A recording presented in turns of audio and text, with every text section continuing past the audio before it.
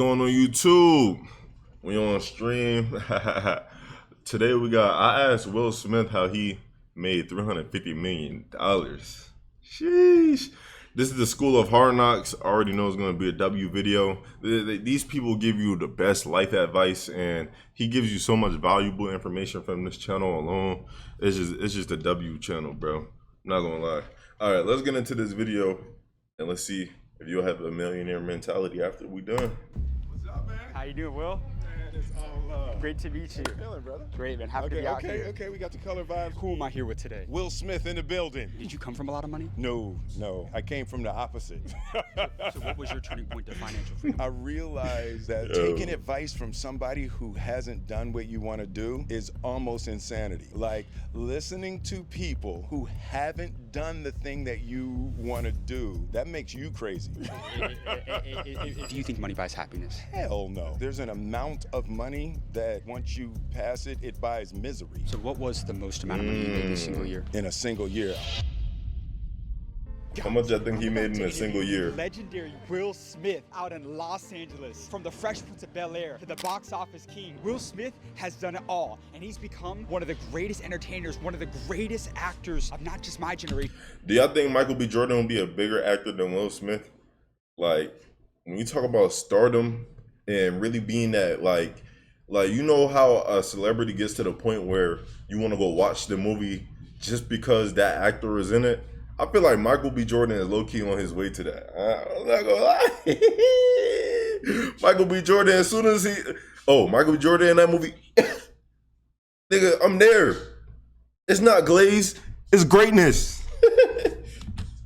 But of all time, you guys. So this interview is about to be one of the best we've done. So make sure you stay tuned from start to finish. With that being said, let's go meet Will and go see what he has to say.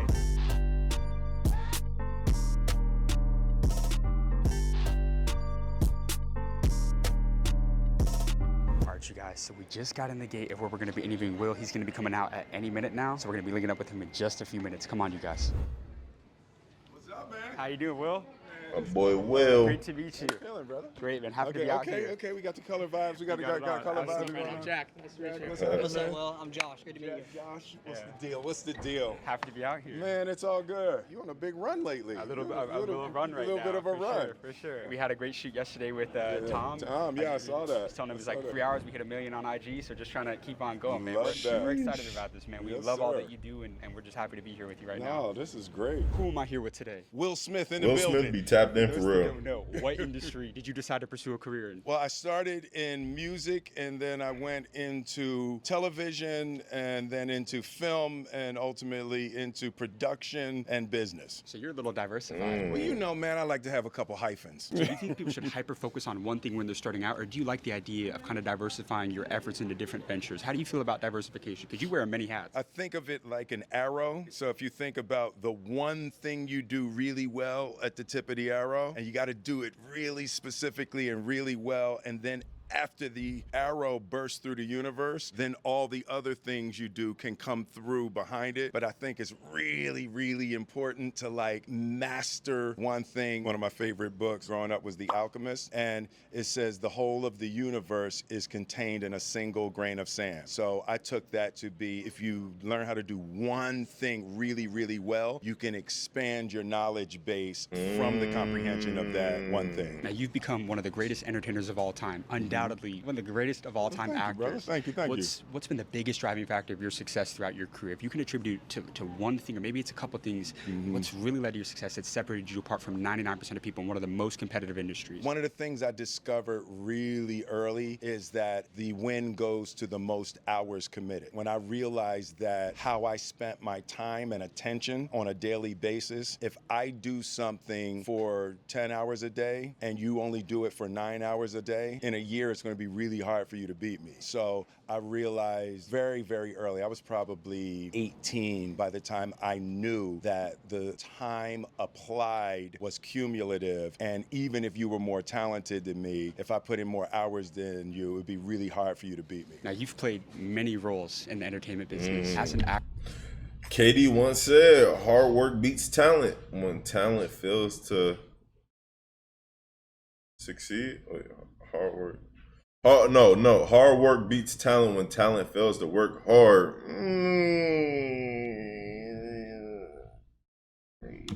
Actor, what's the most interesting thing that you've learned about people throughout your career? I guess one of the big things that I've learned is that even what we call people, what you say a person, is not actually a person. It's like a personality. It's a small constellation of ideas that a person has chosen to live within and say that that's us. And I guess the thing I've learned is that we're way bigger than we think we are. We're way bigger than we allow ourselves to be. We are way more than the little sliver of race, creed, color, city, country, that we confine ourselves to. And that idea of a person can even become the prison that keeps us from excelling. Now, you starred in the movie The Pursuit of Happiness. Yep. It's one of the most perspective-shaping movies of all for time. sure, Did that for change sure. your perspective when you were filming it? One of the big things that I learned from Chris Gardner and working on that movie is that suffering is a gift. The universe teaches through difficulty. God teaches through suffering and hard times. Facts. And the shaping of a person, the shaping of a willpower, the shaping of your energy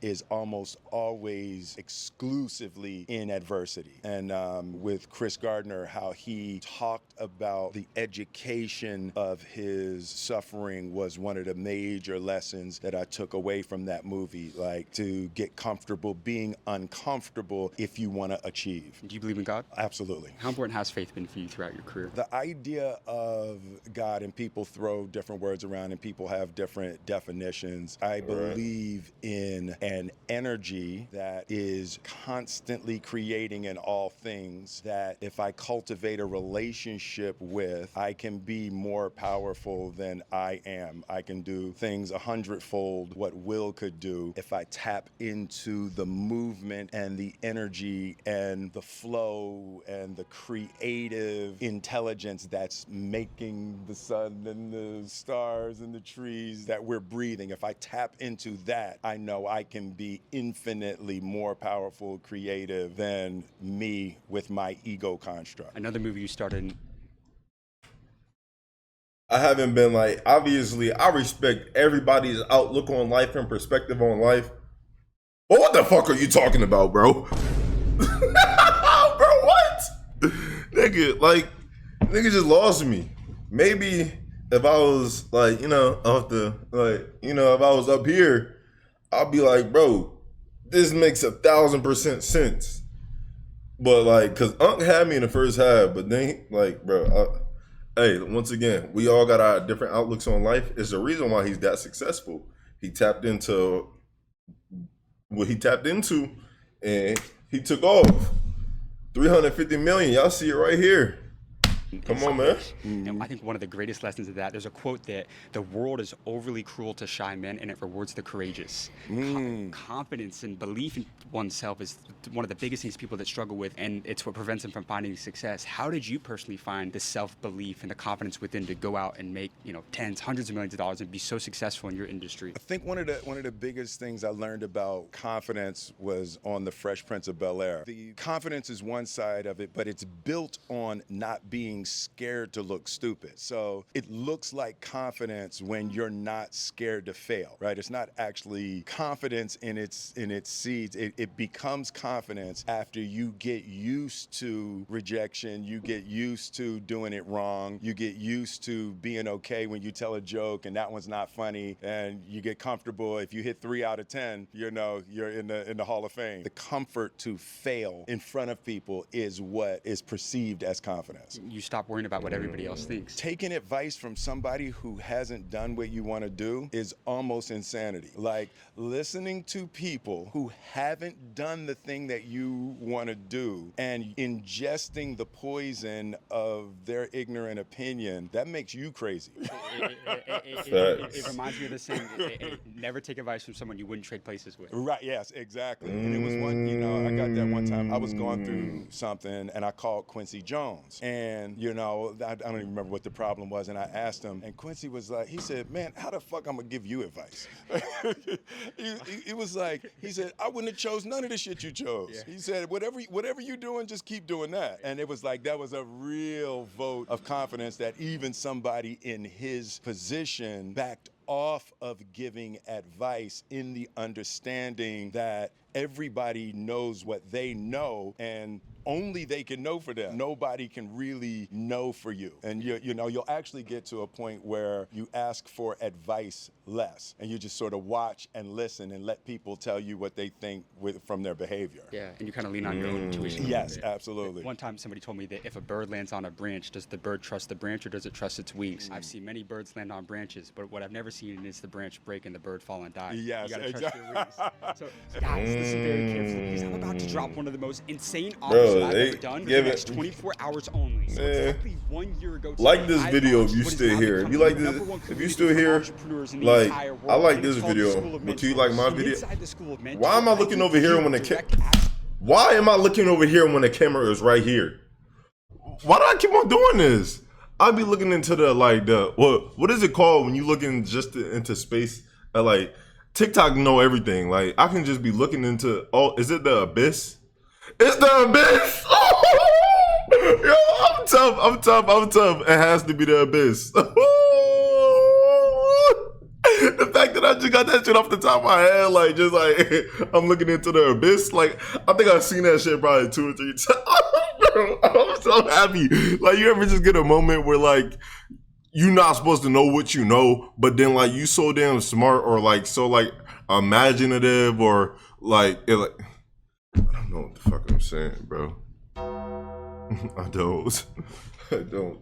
But that shit was tough. Like the abyss. So I'm looking here into the abyss with my camera right here. Maybe we'll start getting abyss cameras. Snaps.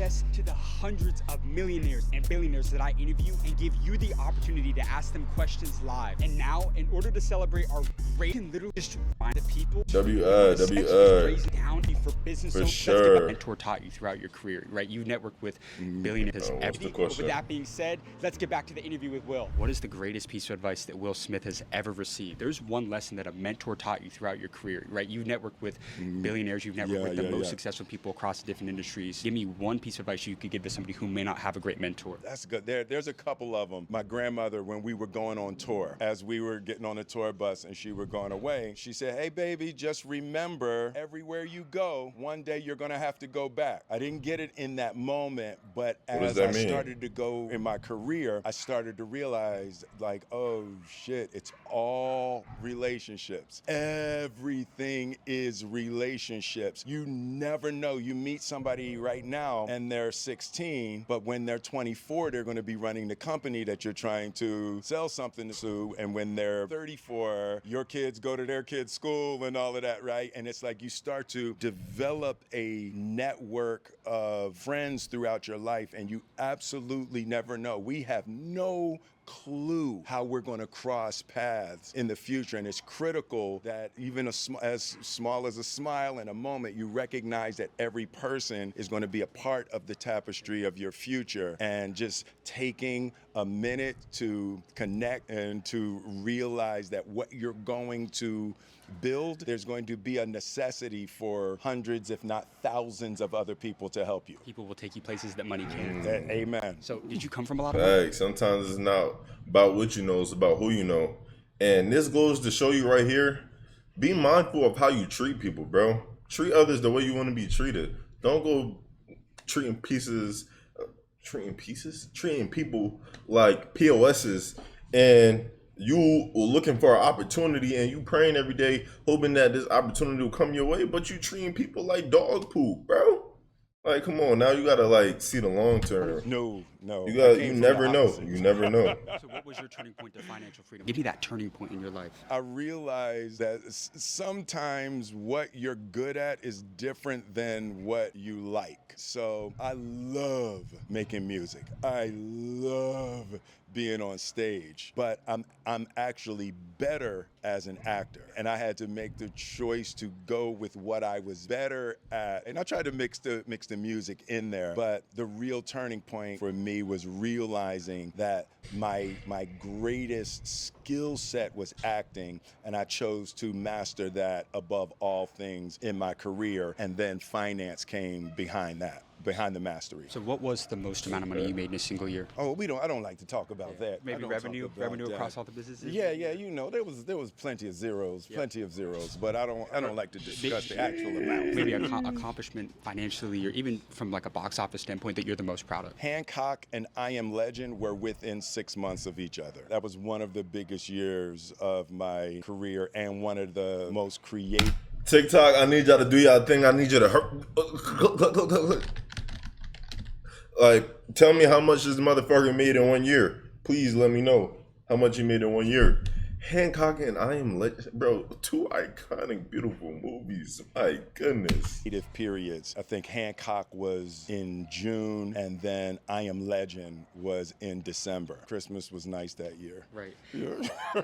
Do you think money buys happiness? Oh no. Actually, there's an amount of money that once you pass it, it buys misery. Once you have a certain amount of money, you can change people's lives. So it's really all people can think about. So it's difficult to make new friendships at certain financial points, right? In America, somewhere around $1 million a year, it starts going the other way, where it's more problems beyond that, and you start getting into really an attack zone. You broke this down beautifully about cliff top versus rock bottom. Yeah, everybody thinks when you hit rock bottom, that's when you change. Can you break that down real quick for them? The idea of cliff top, it's like a corresponding place to rock bottom. And after you've had all the money you've wanted, and you've had all the sex you've wanted, and you've created all the things and all the fame, there's a corresponding abyss that you can actually pop off.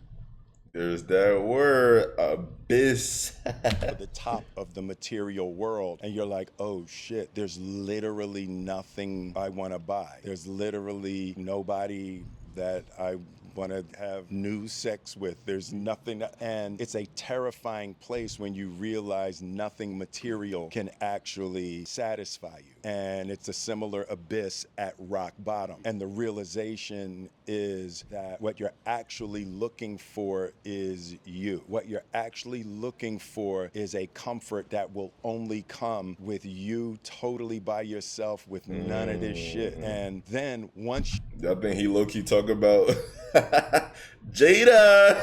you are stable in your place. You were talking about the bird and the branch. Once you're comfortable in your wings, the branch can be weak or strong. When you get a strong branch, it's great. When you get a weak branch, that's cool. It's another lesson. You'll find another one. But there's a certain stability in yourself, that you trust yourself, that you can handle whatever comes, that is above any kind of false material safety comfort, because it's not real. There are diseases that are not curable that your money won't be able to fix. There are relationships that break up that you can't buy back. When loved ones die, there's nothing you can do. So there's certain things in this life that only an absolute steadiness in yourself in the face of whatever life has to offer. That's the only thing that can make this place bearable. And your last message to the younger generation in one sentence. Recognize the absolute infinite nature of what you could do. Consciousness is this crazy gift that literally can do anything. You don't have to go to the job you went to today. You don't have to live where you live now. You don't have to be in the relationship that you're in. You literally can do anything that you choose. It just takes a certain amount of willingness to suffer. But